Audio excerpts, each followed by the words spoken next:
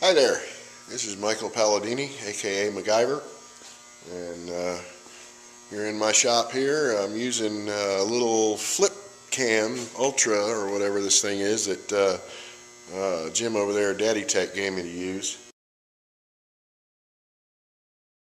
since it just makes him cringe every time I use my old school JVC mini DV camera.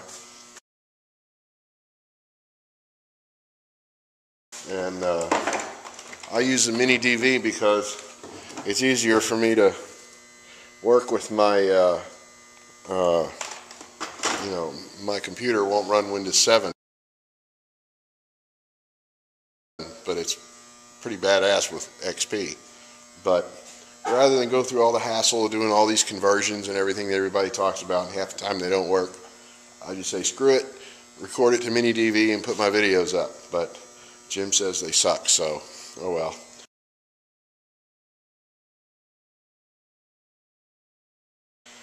That's alright, I never claimed to be George Lucas, so. But what I do have, and I'm going to try this when I get my XP machine up to a Windows 7 machine, is I have this. And this is a Fujifilm HS10, okay, and it shoots supposedly in 1080p. So this little flip thing, which I think is pretty neat, only shoots 720, but supposedly still leaps and bounds better than my old JVC. Anyway, what I'm here for is I got some parts in today, and what we got is I got the headset,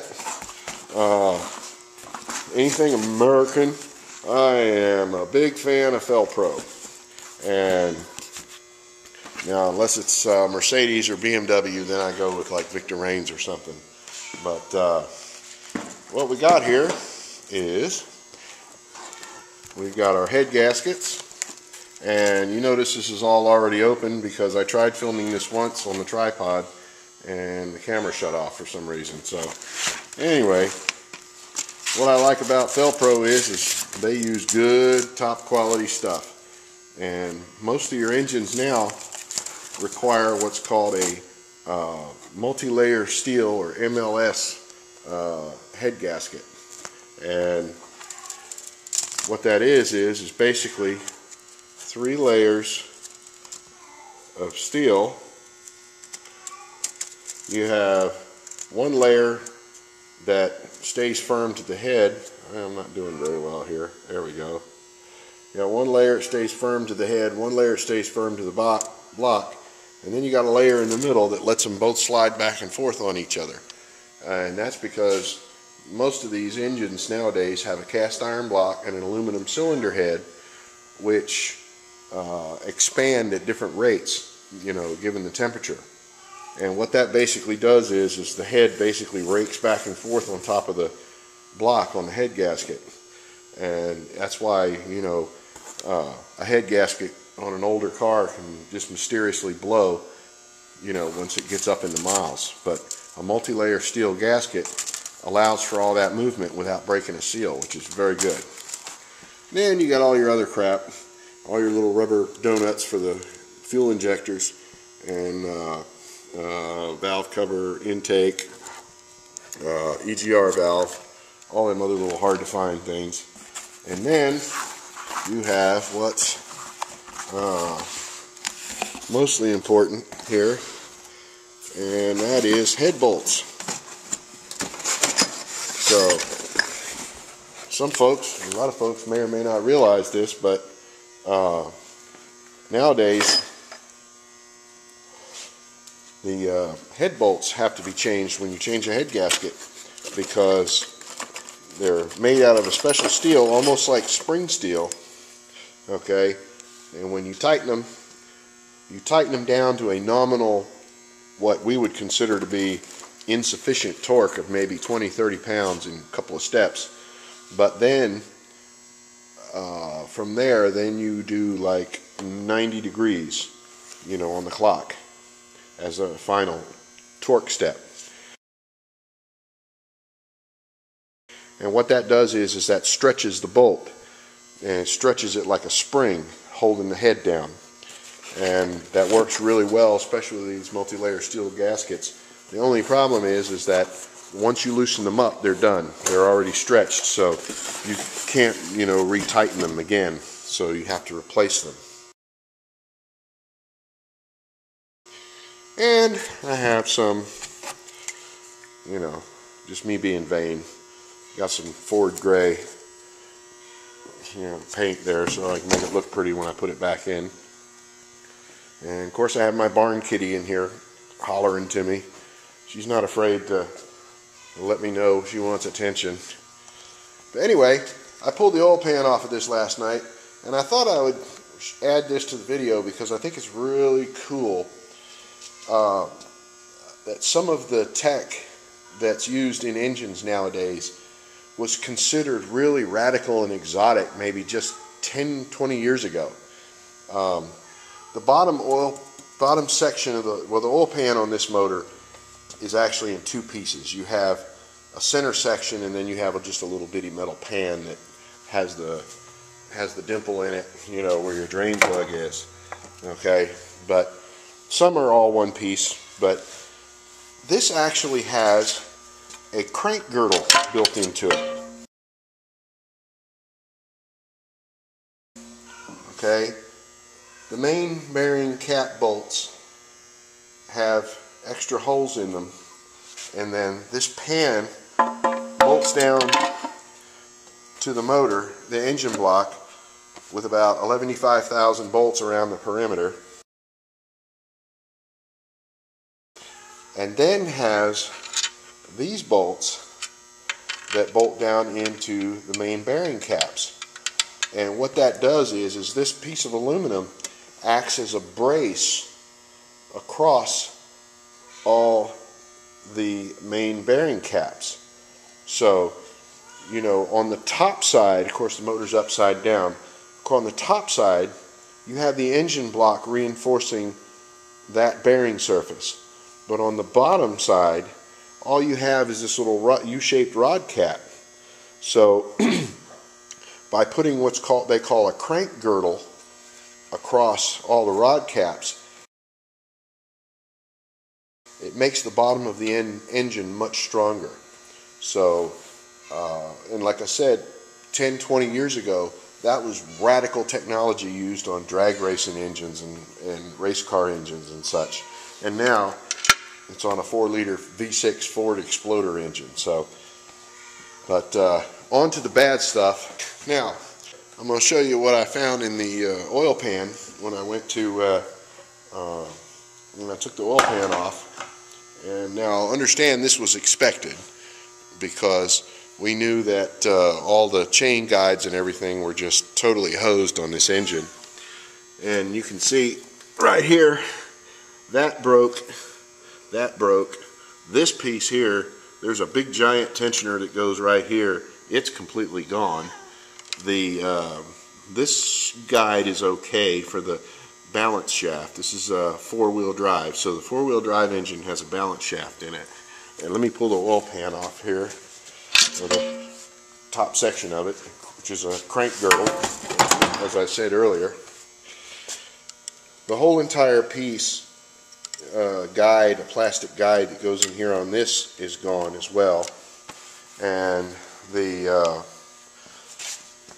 much of the guide and tensioner on this front one isn't in too bad a shape, but unfortunately the back one is pretty well hosed. Of course, I have the engine upside down right now, so I can't show you, but I can show you all the pieces that are over here that fell out.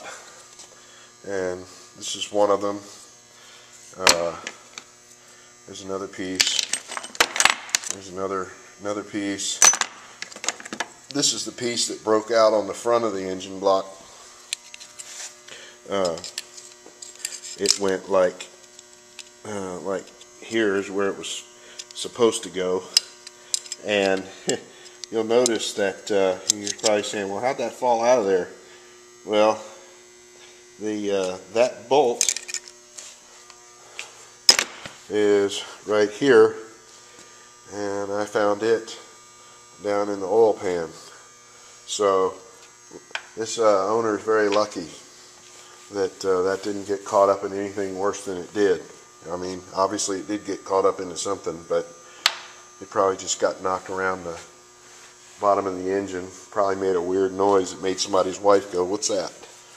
And all this stuff here is what was in the pretty much in the bottom of the pan. A good deal of this was in the oil pump pickup. Now, I have this completely cleaned out, so we don't necessarily have to buy a new one. You know, but if there is any doubt in your mind whatsoever, you know, it's not that expensive a part from Ford. Of course, it will have to be ordered, but you know, if you have any doubt and you're doing one of these on your own, just replace it. But they can be cleaned out, and you know, run it through the parts washer to make sure nothing crappy's inside it. But all these little bits and pieces are have made it into the bottom of the oil pan, and thankfully it's all plastic, so it's relatively harmless. But we will do a rapid oil change regimen on it, where when we put it back together, we'll run you know, just some straight 1030 oil in there through it to run it for maybe a day, and then dump it out, change it, run it for a day, dump it out, change it, run it for another day, and then dump it out and change it with the regular oil that it's going to have, and go from there for its regular oil changes. And this is the balance shaft. Inside here you have this is a hollow tube,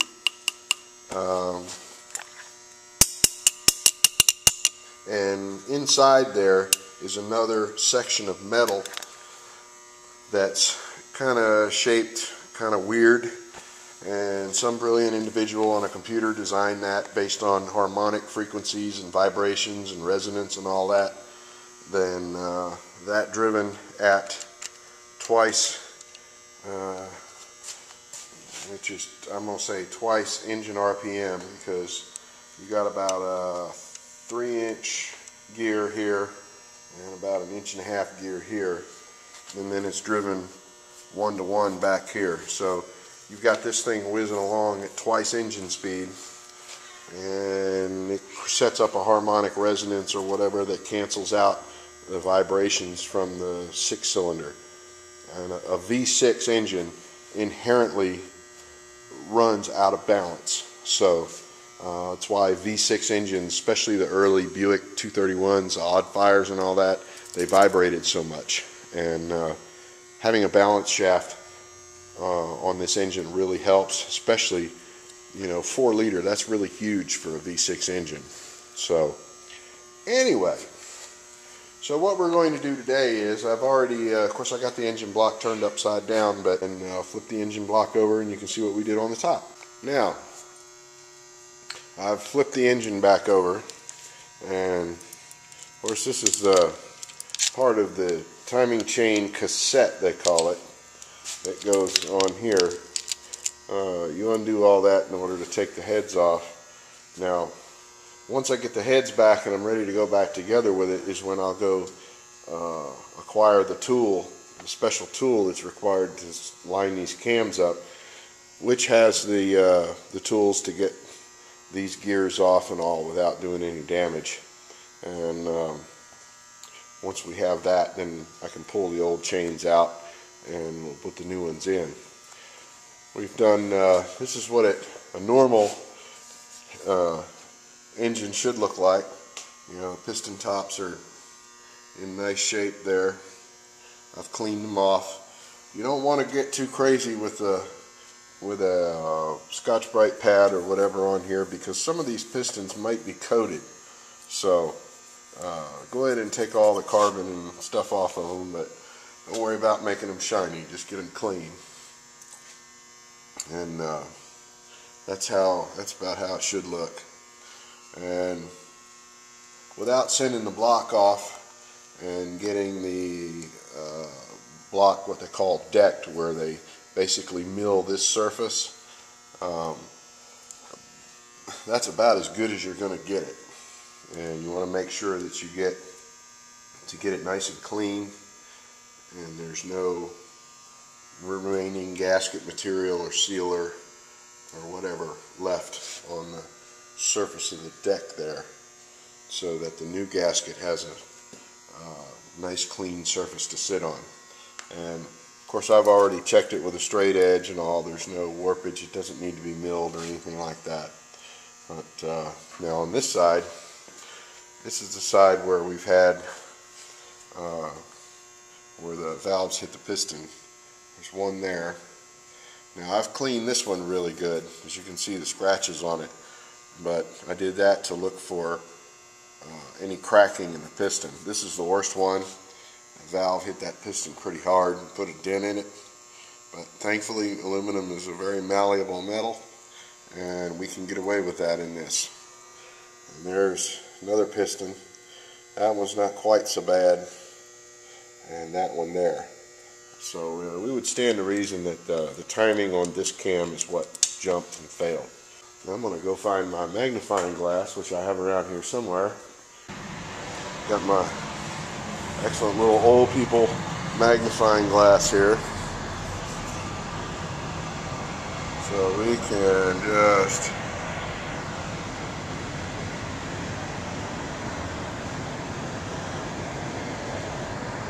wow, that's fascinating.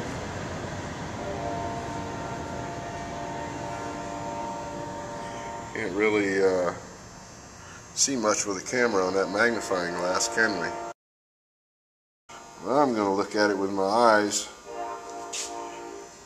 and make sure that there's no cracking in those pistons. Now, I've done an inspection on this piston and it looks really, really good.